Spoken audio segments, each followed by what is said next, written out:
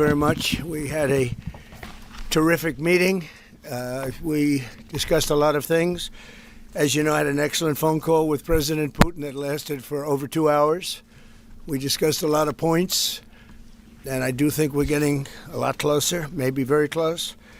The President and I just spoke to the European leaders. They were President Emmanuel Macron of France, President Alexander Stubb of the Republic of Finland, President Karol Nawrocki of the Republic of Poland, Prime Minister Jonas Gahr Store of the Kingdom of Norway, Prime Minister Giorgia Meloni of the Italian Republic, Prime Minister Keir Starmer of the United Kingdom of Britain and Northern Ireland, Chancellor Friedrich Merz, the Federal Republic of Germany, Secretary General Mark Rutte, the North Atlantic Treaty Organization, NATO, President Ursula von der Leyen of the European Commission. We spoke to all of those great leaders. They're all great leaders. And we had a great talk with them after we were completed. We thought it was appropriate to speak with them.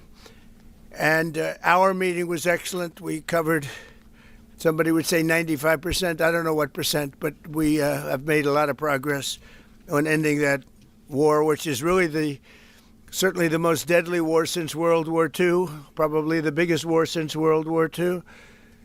And I want to thank Steve Witkoff, who's here, and I'd like to thank Jared, who's here someplace. Thank you, Jared. And thank you, Steve. What a great job you've done. Jared Kushner, Steve Witkoff, and Marco Rubio is here. Thank you, Marco. And Pete Hegseth is here.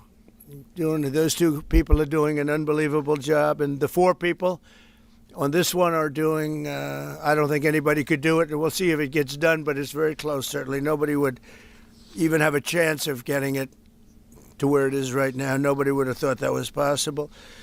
So I just want to say we've done very well. We've had discussions on just about every subject, and that includes with President Putin before. And we went into great detail, and we likewise went into great detail today. And it was an honor to have you at Mar-a-Lago and have lunch. I hope you enjoyed the food. Your people enjoyed the food, I can tell you that. You're big, strong people. Your general over there looks like central casting. I want to also, by the way, speaking of generals, we have a great general, General Raisin Kane, who is here someplace. Thank you, General. Thank you very much. He's great. So, Mr. President, maybe you want to say a few words, and then we'll speak over the next couple of weeks. We'll speak probably quite a bit, but we'll speak tomorrow. Thank you very much. Appreciate it. Thank you so much, Mr. President. Thank you. Thank you for everything. Dear colleagues, first of all, I would like to thank President Trump for a great meeting at this amazing place in his home in Mar-a-Lago. And we had a really great discussions on all the topics, and we appreciate the progress that was made by American and Ukrainian teams in these recent weeks. Special thanks to Steve Witkoff and Jared Kushner, and thank you to for their engagement and full commitment, and also to our team, and first of all to Rustem Umerov and General Gnatov, and to all our teams. And we discussed all the aspects of the peace framework, which includes, and we have a great achievements, 20-point peace plan, 90% agreed, and U.S.-Ukraine security guarantees 100% agreed. U.S.-Europe-Ukraine security guarantees almost agreed. Military dimension 100% agreed. Prosperity plan being finalized, and we also discussed the sequencing of the following actions. And we agree that security guarantees is a key milestone in achieving lasting peace, and our teams will continue working on all aspects. We also had a joint productive call with European leaders, like President Trump said already, and a lot of leaders, including NATO and EU. And we agreed that our teams will meet in upcoming weeks to finalize all discussed matters. And we agreed with President Trump that he will host us, and maybe in Washington, European leaders and Ukrainian delegation, yes, in January. And Ukraine is ready for peace. And once again, would like to thank President Trump for a warm welcome and substantial discussion. Thank you, Mr. President. Thank you very much. Thank you so much. Mr. President. Any questions, please? We've heard some digits from President Zelensky, 90% and 100%. The U.S. Ukraine security guarantees.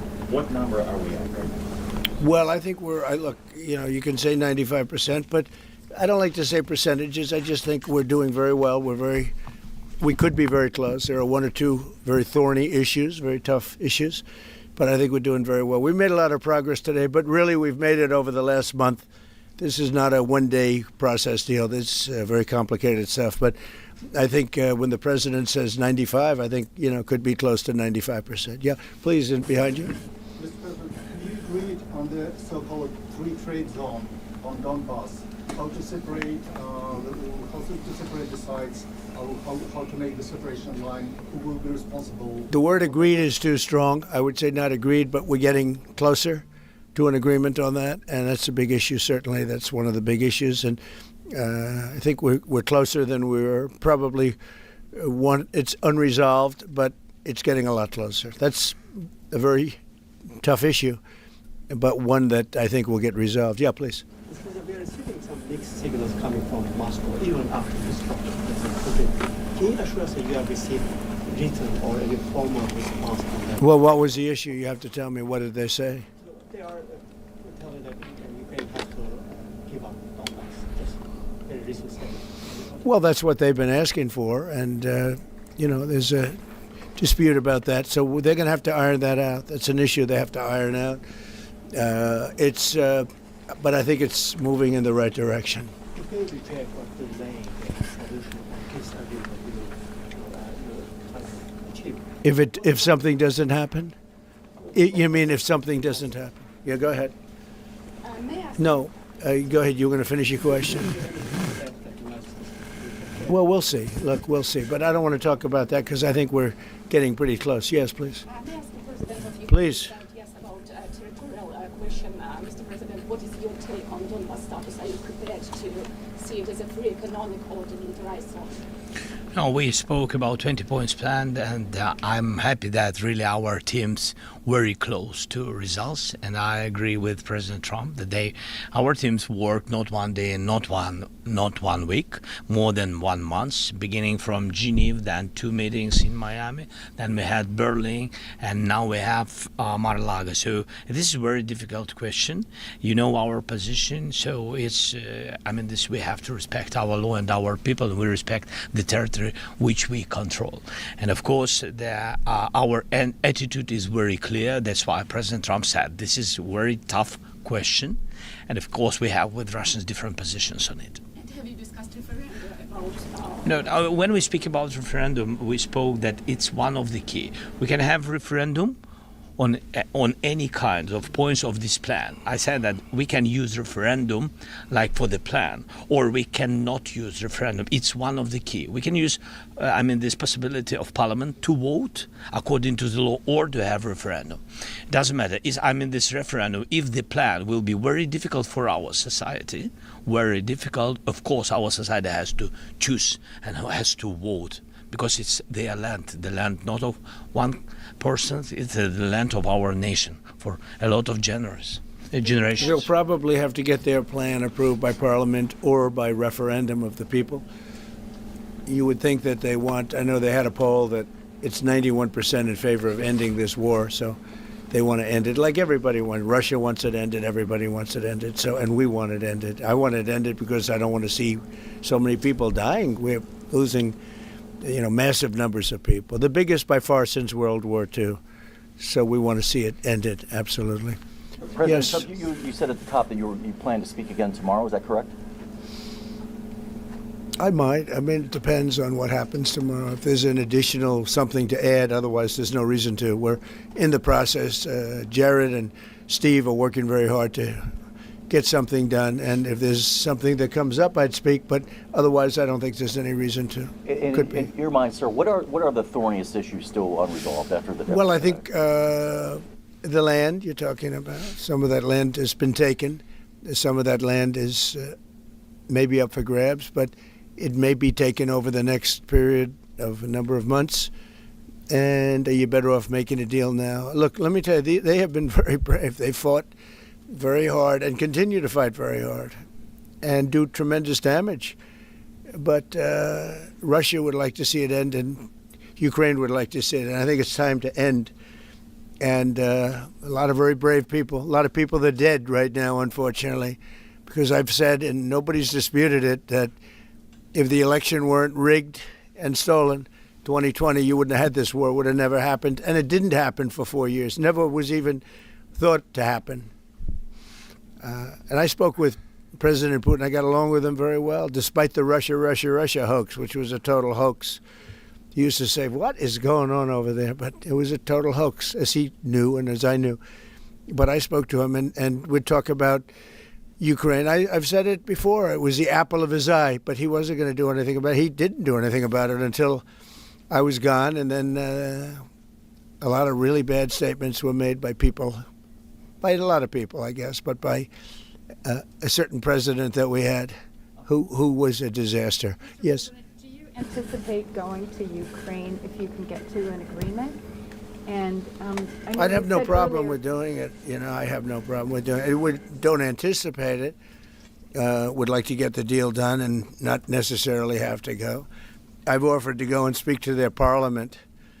And, if that would help. I don't know if that would help. I think it would probably help. But I don't even know if that's... You're welcome. Yeah, no, I know. Always. So I'm not sure that it would be really necessary. But if it would help save 25,000 lives a month or whatever it may be, I would certainly be willing to do that.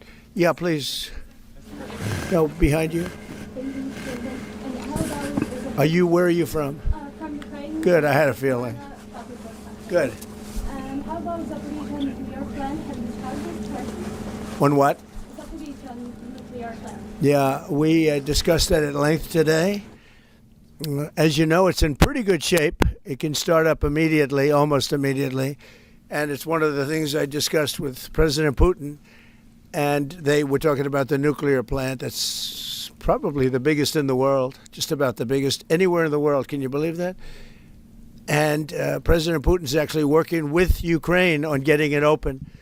He's been very good in that sense. He wants to see that open.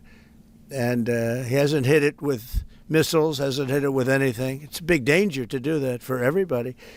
But they're working together to try and get it. It can open very quickly. It's in pretty good shape. And the people there have been there for years. The people there running it. You know, they have 5,000 people in that plant. Can you believe it? I learned that today. 5,000 people. It's the biggest plant of its kind in the world. And they're working together to get it open. They could maybe get it open quickly. That's a big step when he's not bombing that plant. It's a big step. In the readout from Moscow, they talked about the creation of some working groups.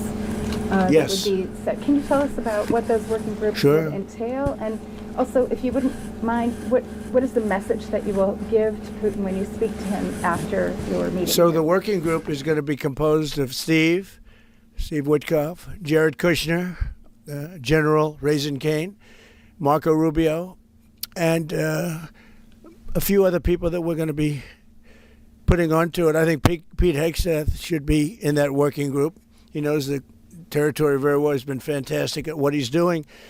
And they may add one or two people. And likewise, Ukraine's going to have some very good people that were at lunch today that enjoyed the lunch today a lot, more than they thought, right?